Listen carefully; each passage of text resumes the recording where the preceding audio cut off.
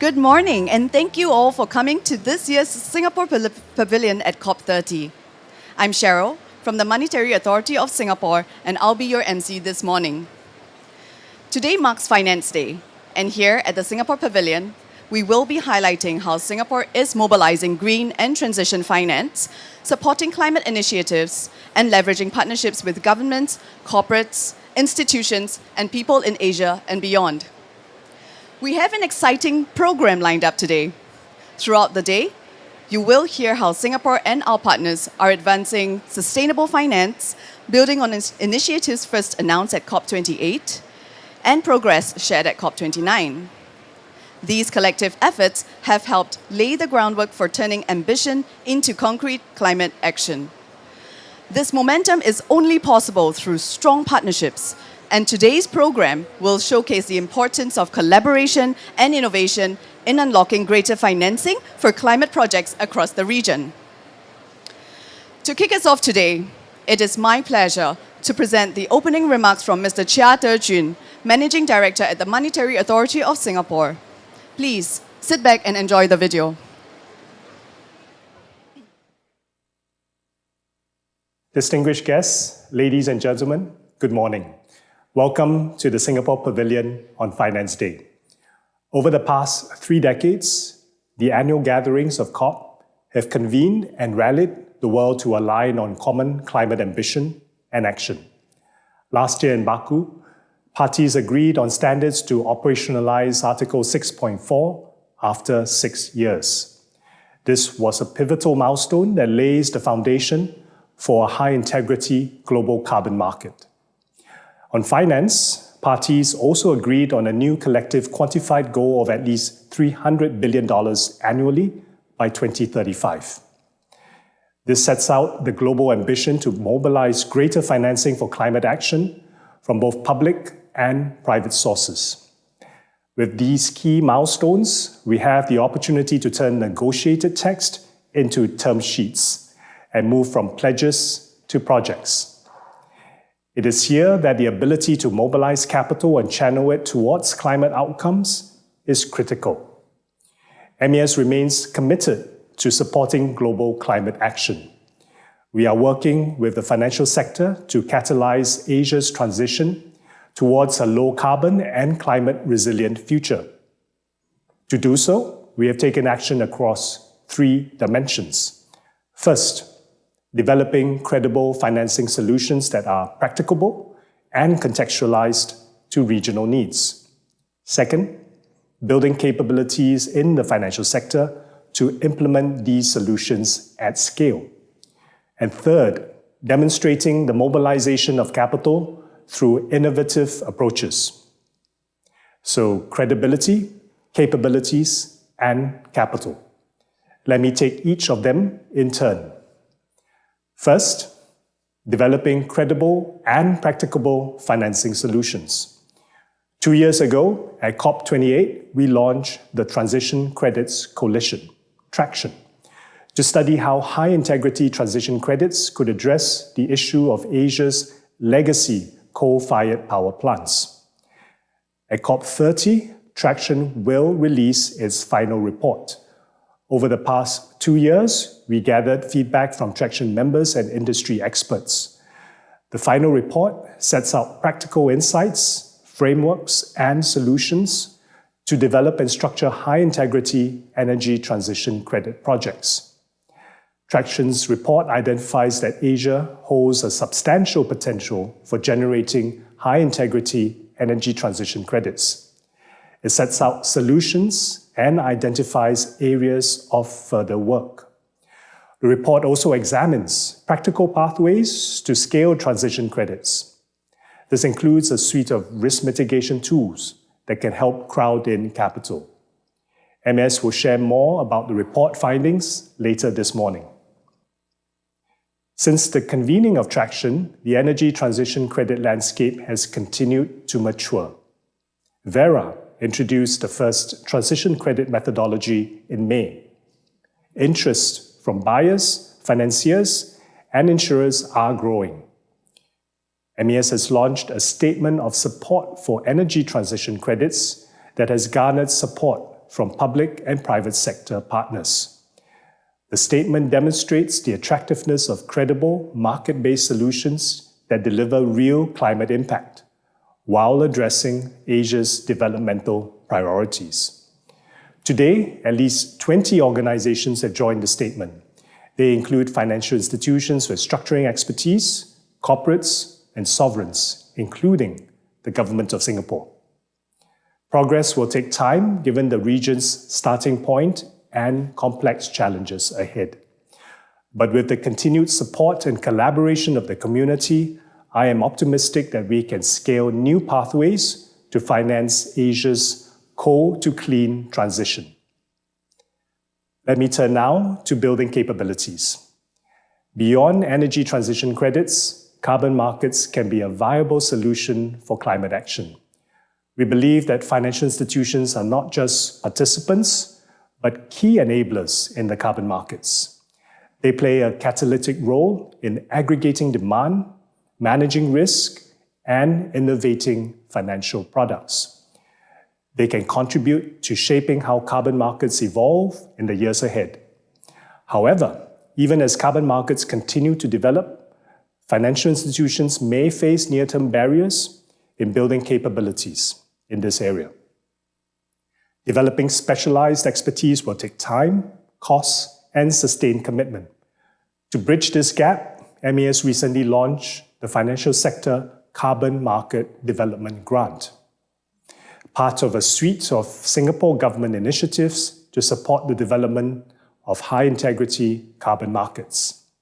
The grant supports financial institutions in building carbon market capabilities and developing innovative carbon credit solutions.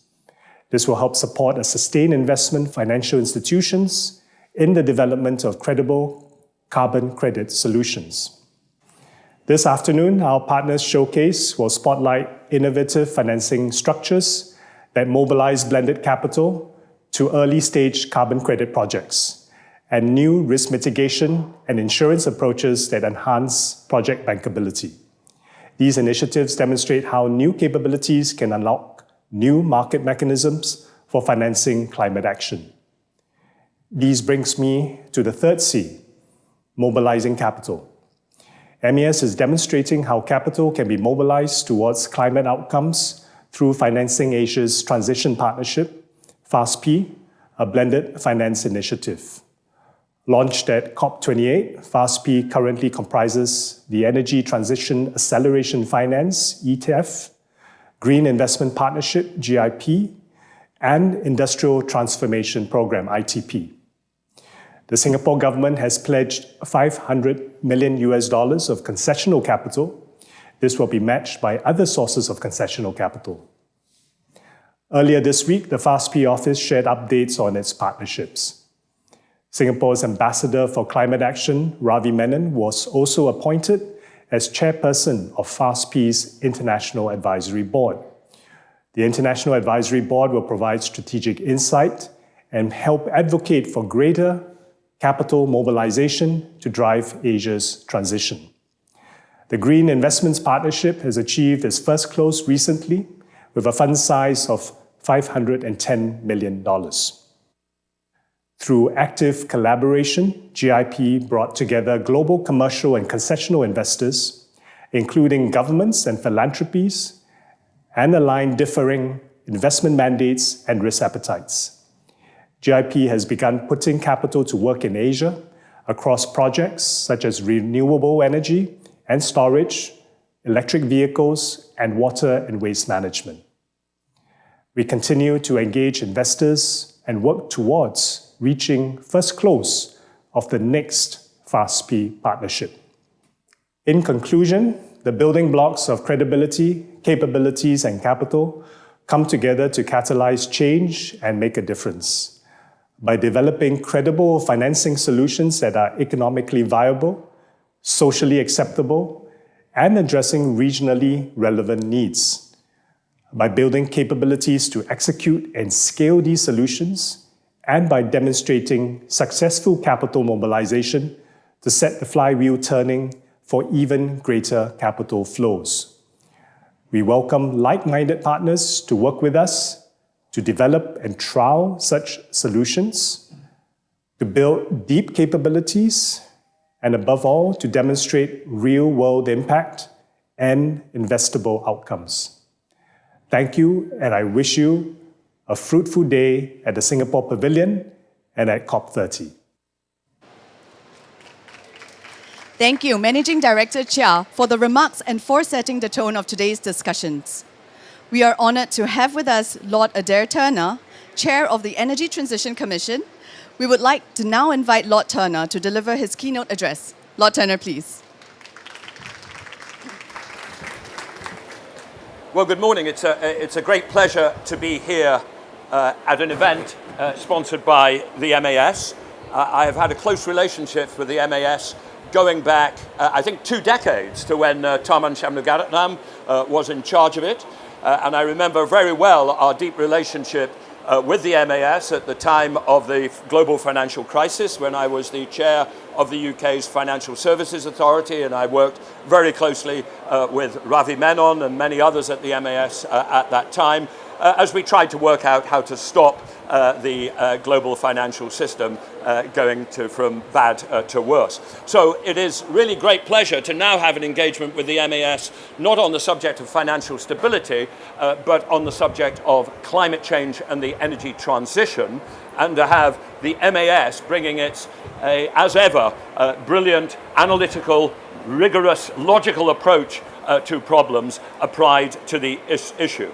Now, here in COP30, I think we're all very aware of the major challenges facing the global climate and the energy transition. This morning in Paris, the IEA has just produced its new World Energy Outlook, and it says clearly that on the existing stated policies of countries, we're heading towards about 2.5 degrees centigrade of warming, which I think is a very bad position for the world and potentially catastrophic. But alongside that rather gloomy set of trends, the good news is that we now have a set of clean technologies which are progressing far, far faster than most of us dreamed possible even 5 or 10 years ago. The cost of solar PV panels has come down about 95% in the last 10 years. The cost of batteries down about 95%. Wind turbines down about 70%. Crucial things like electric motors and inverters, very specific kits of the electrical technology on which we often don't focus enough. And this is now making it possible, this suite of technologies, to look forward both to the deep, deep electrification of our economies and to the complete decarbonisation of electricity supply. And it is those two things together, clean electrification, electrify and decarbonise electricity, which is really 80% of everything that we need to do to get to a zero carbon economy. It's not one of the things we need to do, it is the absolutely dominant thing. The ETC, in a recent report on energy efficiency, has set out the possibility of a world which goes from 20% of final energy demand derived today from electricity to at least 60 or 65% by mid-century, and maybe even to 70 or 75% as we see ever more areas of the economy which could be electrified. And of course, China is leading that process. It is now, whereas the world is at about 20%, it is at about 30% of final energy demand is electrified and rising fast. And we have also just put out a report, this report, Power Sector Transformations, which describes the good news that we can provide that electricity for electrification in a zero carbon fashion and do so primarily from renewables. We are confident that we can run renewable systems, electricity systems, which are as much as 70 to 80% dependent on renewable generation, and that we know how to balance supply and demand across the days, the months, the years, and to deal with what we do when the sun doesn't shine and the wind doesn't blow. And indeed, one point that we make in this report is that the collapsing cost of both solar plus batteries has created a transformational possibility in what we call the global sun belt to decarbonize electricity systems or to grow electricity systems faster and cheaper and cleaner than we thought possible. Solar plus batteries is, I think, the killer app of the energy transition. And I think in sub-Saharan Africa, apart from South Africa, which has an existing coal base, it creates, for instance, an enormous opportunity to simply skip completely over the generation of fossil fuel generation and go straight to a rapidly growing, cheap and totally green electricity system. But that will only occur fast enough if there is a mobilization of capital. A mobilization of capital, both public, private and blended, to enable people across this global sunbelt, much of which of course is developing countries, to seize the opportunities which are technologically available. And that possibility of renewables cheap in future also leaves us with the challenge of a large installed base of already existing and newly built coal. A problem particularly in China, in India, in Indonesia, Vietnam, and in other parts of Southeast Asia. Because we have reached the stage where solar plus batteries is now a cheaper way of producing electricity round the clock, 24 hours a day, than building new coal or new gas. But we have not yet reached the stage, and we may not for many decades reach the stage, where solar plus batteries is cheaper than running an already existing and already invested coal plant. And therefore, we need to deal with that challenge. And even if we did get to that stage of it being cheaper than even running the marginal cost of running existing coal, we also have the challenge of existing legal contracts, existing PPAs, which lock in demand for existing coal. Therefore, alongside supercharging the rollout of renewables and electrification in all its aspects, we've got to find a way to pay for the exit, the retirement of existing coal, probably starting with shifting that existing coal to playing a backup role in the system, running when the sun isn't shining and the wind isn't blowing as a balancing system, and then eventually retiring. I mentioned earlier the IEA just released new scenario. It sadly concludes that we really don't have a possibility of limiting global warming to 1.5 degrees centigrade, and that in order to have 1.5 degrees centigrade by the end of the century, we will first overshoot quite significantly and for a significant period of time. But they do say that there is a credible path described in their net zero scenario where we can still limit global warming to well below 2 degrees centigrade. And if you look at the really vital elements of that scenario, one is an almost complete decarbonization of the global power system by about 2040 or 2045 at the latest. And that will require not only a turbocharging of new renewable development, but also finance mechanisms which enable us to speed the exit from existing coal generation. So we have huge opportunities before us, but huge challenges. And some of those challenges, many of those challenges, require finance. They require finance for the new technologies in the developing countries in particular, and they require finance for the exit of existing coal. And we require, within that exit of existing coal, to also make the link with carbon credit trading and credit quality standards of the high quality which the managing director talked about. So it is great in this hugely important area to have Singapore and MAS in particular playing a major role of policy leadership. You have the FAST-P program, and we talked earlier about the International Advisory Board. Well, Ravi Menon, whom I met in London for breakfast 10 days ago, asked me to be a member of that International Advisory Board, and I have been very happy to just send him an email accepting that. So I will be having an input to that crucially important part of the initiatives, focus on all the forms of a financing, blended financing, supported by the input of public money from Singapore, which can help drive the new new technologies. But it is also important that Singapore is playing a crucial role in thinking through the various forms of carbon credit trading and finance which can drive the early exit from coal. So we do face huge challenges, and there is a crucial role for finance to play in helping us meet them. And therefore, I'm very happy to help kick off this day at the Singapore Pavilion devoted to the role of finance in dealing with this profound problem that the world faces. Thank you very much. Thank you.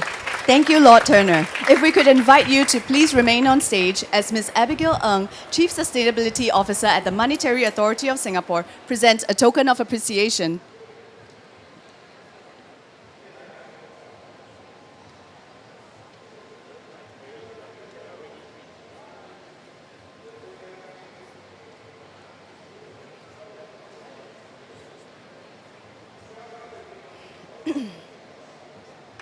Thank you. Thank you once again, Lord Turner.